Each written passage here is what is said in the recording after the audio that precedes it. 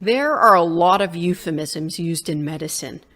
A typical patient might say to me, "My doctor says the pain in my back and knees is wear and tear, but my physio says it's arthritis." Wear and tear is arthritis. It's a euphemism, I tell them.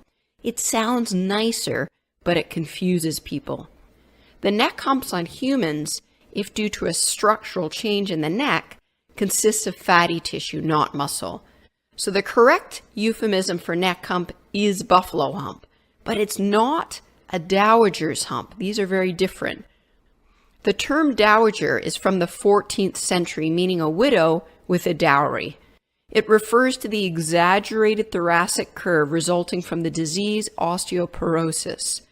A person with osteoporosis has weak bones.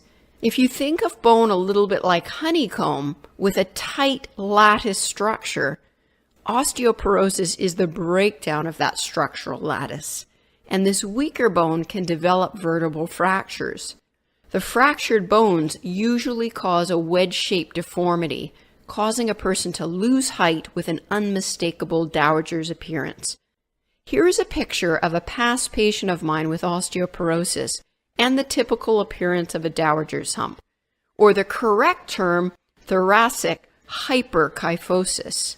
So a kyphosis is the term for a normal outward curve of the mid-back, and a hyperkyphosis is an exaggeration of that curve. In other words, a dowager's hump is not the same as a neck hump. Using medical euphemisms causes confusion, and for that reason, I never like to use them.